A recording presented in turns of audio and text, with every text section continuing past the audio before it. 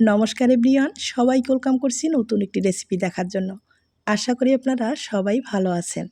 আজকে নিয়ে আসলাম দুর্দান্ত স্বাদের একটা মুখরোচক ঝাল পিঠা রেসিপি। অনেকেই আছেন মিষ্টি পিঠা পছন্দ করেন না, তারা কিন্তু এই ঝাল পিঠাটা খুব সহজেই তৈরি করে নিতে পারেন।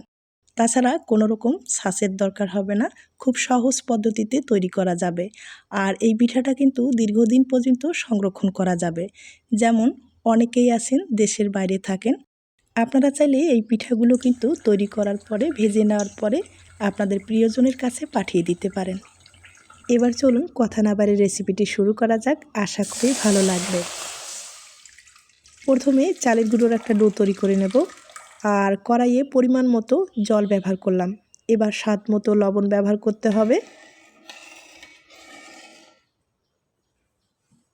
এবার আমি 1 চামচ সয়াবিন তেল ব্যবহার করব। একবারে হাতের কাছে সাধারণ কিছু উপকরণ দিয়ে খুব সহজেই কিন্তু এই পিঠাগুলো তৈরি করা যাবে, খেতে ভীষণ সুস্বাদু। আপনারা চাইলে খুব সহজে এই পিঠাগুলো কিন্তু তৈরি করে নিতে পারেন। এরপরে 1/2 চামচ এখানে আমি রসুন বাটা দিয়ে দিব।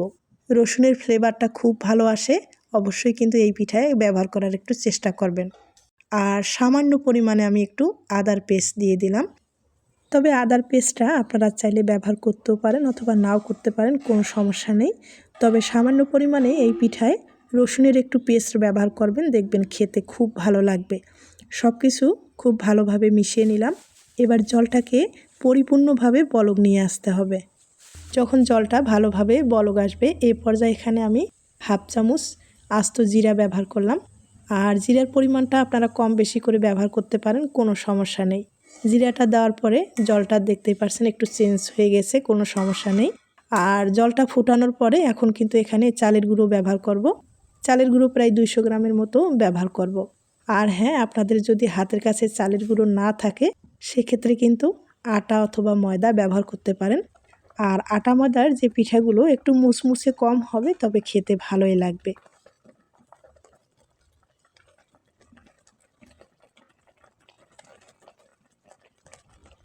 এবার চালের গুঁড়োটা কিছুক্ষণ এভাবে আমি সিদ্ধ করে নেব। ঢাকনা দেওয়ার কোনো দরকার হবে না, এমনিতেই কিন্তু ভালোভাবে সিদ্ধ হয়ে যাবে। এখন আমি খুব ভালোভাবে নেড়েচেড়ে একটা ডো তৈরি করে নেব।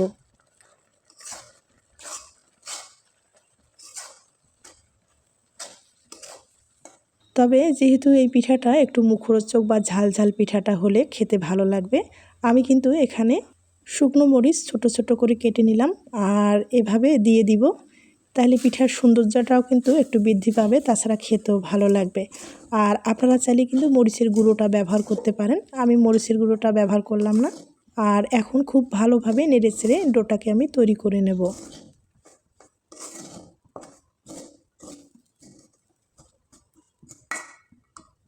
এবার ডোটাকে একটা প্লেটে আমি তুলে নিব।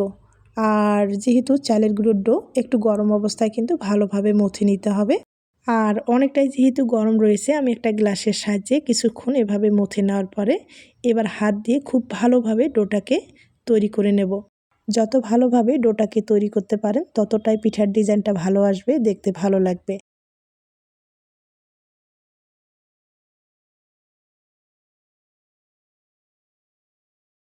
ডোটা আমি একটু সময় নিয়ে ভালোভাবে মথে নিলাম, একবারে সফট একটা ডো তৈরি করে নিলাম, দেখতে পারছেন। এখন এই ডোটা দিয়ে পিঠাগুলো তৈরি করা যাবে। আমি ছোট্ট একটা লিচি কেটে নিলাম, আবারও কিন্তু মথে নিতে হবে। আর ওই যে বললাম, যত ভালোভাবে মথে নিতে পারেন ডিজাইনটা কিন্তু ততটাই ভালো আসবে। এবার হালকা হাতে কিন্তু বেলে নিব। আর এই লিচিটা একটু মোটা ধরনের থাকবে, মানে চিকন থাকবে না, মোটা হলে পিঠাটা দেখতেও ভালো লাগবে অথবা খেতেও ভালো লাগবে। এগুলো পিঠা না আপনারা চাইলে একটু ছোট অথবা বড় করে তৈরি করে নিতে পারেন, আমি মাঝারি সাইজ করে তৈরি করে নিলাম।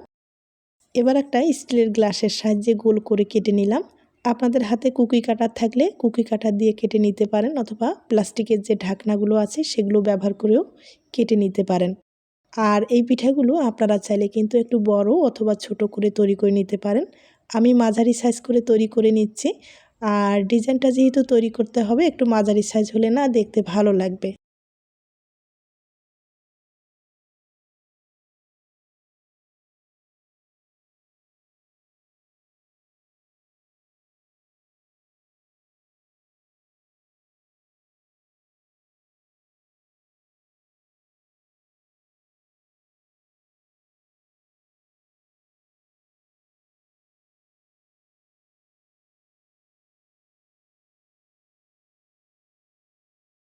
আমি 3টা পিঠা কেটে নিলাম আর এখন বাকি ডিজাইনটা তৈরি করে দেখিয়ে দিচ্ছি। বাকি ডিজাইনটা তৈরি করার ক্ষেত্রে অবশ্যই একটা শনের দরকার হবে। শন দিয়ে কিন্তু খুব সহজেই এই ডিজাইনগুলো তৈরি করা যায়। আমার মনে হয় শন কিন্তু সবার কাছেই আছে।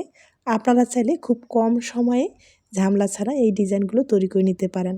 কোনো রকম ছাঁচের দরকার হবে না, শুধু একটা শন হলেই কিন্তু খুব সহজেই আপনাদের পছন্দ মতো যে কোনো ডিজাইন তৈরি করে নিতে পারেন। পিঠার মাঝখানে একটা ফুলের মতো এভাবে তৈরি করে নিতে হবে। এখানে কিছুই করতে হবে না, শুধু একটু ডো নিয়ে শন দিয়ে এভাবে তুলে তুলে দিলেই একটা ডিজাইন হয়ে যাবে।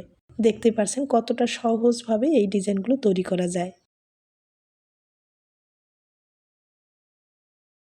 মাঝখানের ডিজাইনটা আমি তৈরি করে নিলাম, এবার সাইডের ডিজাইনটা তৈরি করে নিচ্ছি। একই প্রসেসে কিন্তু সামান্য একটু ডো তুলে তুলে দিলেই এভাবে একটা ডিজাইন তৈরি হয়ে যাবে। আমার মনে হয় ছাঁচেও কিন্তু এত সুন্দর ডিজাইন তৈরি হয় না। আপনারা কিন্তু একটা শন দিয়ে খুব সহজেই এই ডিজাইনগুলো তৈরি করে নিতে পারেন। দেখতে অপূর্ব হয়, ক্যামেরায় কেমন দেখা যাচ্ছে জানি না। যদি আপনাদের পছন্দ হয়ে থাকে অবশ্যই একটা শন দিয়ে খুব সহজেই এই ডিজাইনের পিঠাগুলো তৈরি করে নিতে পারেন। আর বিশেষ করে আবারও বলবো, এই পিঠাগুলো খেতে কিন্তু ভীষণ সুস্বাদু হয়। আপনারা যাকে খাওয়াবেন অবশ্যই আপনার প্রশংসা না করে কিন্তু পারবে না। একটা পিঠা আমি তৈরি করে নিলাম একইভাবে আরেকটা তৈরি করে দেখিয়ে দিচ্ছি। আবারও বলবো, একটু সামান্য ডো কিন্তু এভাবে তুলে তুলে দিলেই একটা ডিজাইন হয়ে যাবে। দেখতেই পারছেন আমি কিন্তু একবারে কাছ থেকে আপনাদের দেখিয়ে দিচ্ছি। আমার মনে হয় আপনাদের বুঝতে কোনো সমস্যা হচ্ছে না। অবশ্যই বাড়িতে ট্রাই করে দেখতে পারেন। শুকনো মরিচটা দেওয়ার কারণে মাঝে মাঝে কিন্তু একটু লাল বলে পিঠাটা দেখতে খুব ভালো লাগছে। আর আমি আবারও বলবো, আপনারা চাইলে কিন্তু মরিচের গুঁড়োটা ব্যবহার করতে পারেন। আর এভাবে শুকনো মরিচ যদি আপনারা ব্যবহার করেন সেক্ষেত্রে পিঠাটা কিন্তু মাঝে মাঝে একটু লাল থাকবে, দেখতে ভালো লাগবে। তাছাড়া শুকনো মরিচ যখন ভাজানো পড়ে না তেলে, পিঠার ফ্লেভারটা কিন্তু কয়েক গুণে বেড়ে যাবে। আপনারা চাইলে ট্রাই করতে পারেন। আর মরিচের গুঁড়ো ব্যবহার করলে সেই ফ্লেভারটা কিন্তু পাবেন না। তাই অবশ্যই শুকনো মরিচ এভাবে একটু ব্যবহার করবেন, দেখবেন পিঠার স্বাদটা কিন্তু কয়েক গুণে বেড়ে যাবে।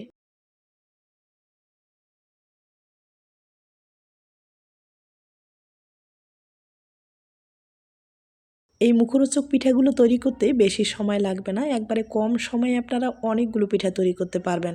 তাছাড়া এই পিঠাগুলো যখন ভেজে নেবেন, আর চালের গুঁড়োর পিঠা কিন্তু ভাজলে এমনি মুসমুসে হয়।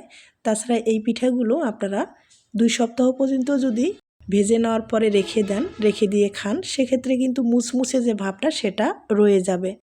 আর যদি আপনারা আটা অথবা ময়দার পিঠা তৈরি করেন সেক্ষেত্রে মুসমুসে ভাবটা অতটা থাকবে না, মানে সাথেই আপনাদের খেতে হবে, তাহলে কিন্তু ভালো লাগবে। আর চালের গুঁড়ো দিয়ে তৈরি করলে আপনারা কিন্তু এই পিঠাটা অনেক দিন পর্যন্ত সংরক্ষণ করে খেতে পারবেন। দেখতেই পারছেন আমি অনেক কয়েকটা পিঠা তৈরি করে নিলাম। আর এখন আপনাদের কিছুটা পিঠা ভেজে দেখিয়ে দিচ্ছি।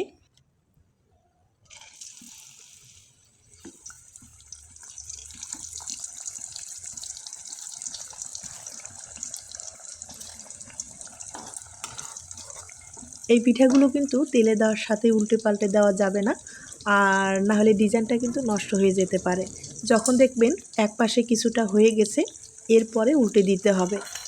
আর একটু চেষ্টা করবেন ডুবো তেলে ভাজতে, তাহলে পিঠাটা কিন্তু মুসমুসে হবে, খেতেও ভালো লাগবে এবং সংরক্ষণ করতে পারবেন।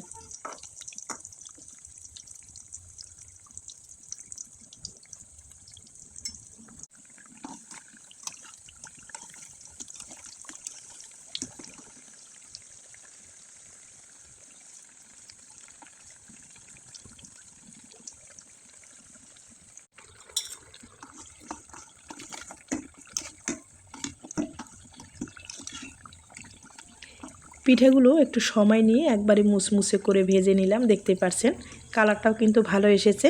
তবে আবারও বলবো, যখন পিঠাগুলো আপনারা ভেজে নেবেন অবশ্যই হালকা আঁচে ভেজে নেবেন।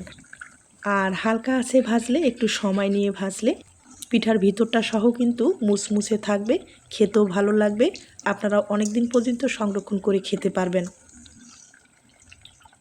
আর দেখতেই পাচ্ছেন ভাজানোটা কতটা সুন্দর হয়েছে এবং ডিজাইনটাও কিন্তু কত সুন্দরভাবে ফুটে উঠেছে। এই পিঠাগুলো এখন যাকে খাওয়াবেন আপনার প্রশংসা না করে কিন্তু পারবে না। তাছাড়া খেতে যে এতটা ভালো হয় না, আপনারা হয়তো বা না খেলে বুঝতে পারবেন না। তার জন্য আবারও বলবো, অবশ্যই বাড়িতে ট্রাই করে দেখুন, খেতে খুব ভালো লাগবে।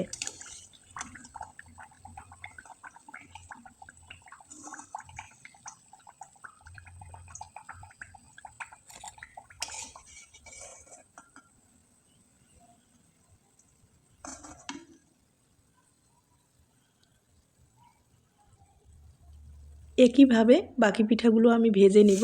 তবে আপনাদের যদি বড় কড়াই থাকে সেক্ষেত্রে একবারই কিন্তু অনেকগুলো পিঠা আপনারা ভেজে নিতে পারেন। আমার ছোট কড়াই, তাই কয়েকবার ভেজে নিতে হবে। আর ভেজে নেওয়ার পরে আপনাদের পরিবেশন করে দেখিয়ে দিচ্ছি। তার আগে ছোট্ট একটা রিকোয়েস্ট থাকবে, পিঠার এই রেসিপিটি আপনাদের কাছে যদি ভালো লেগে থাকে বা আপনার কোনো উপকারে আসতে পারে তাহলে কিন্তু একটা লাইক দিতে পারেন। আর আমি কিন্তু ভেজে নিলাম। ভেজে নেওয়ার পরে আপনারা হয়তোবা দেখেই বুঝতে পেরেছেন পিঠাগুলো কতটা সুন্দর হয়েছে।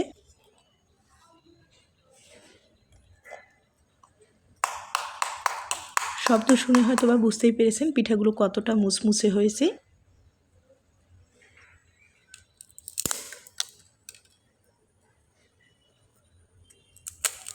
অনেকেই আছেন দেশের বাইরে থাকেন, আপনারা চাইলে আপনাদের প্রিয়জনের কাছে এই পিঠাটা পাঠিয়ে দিতে পারেন।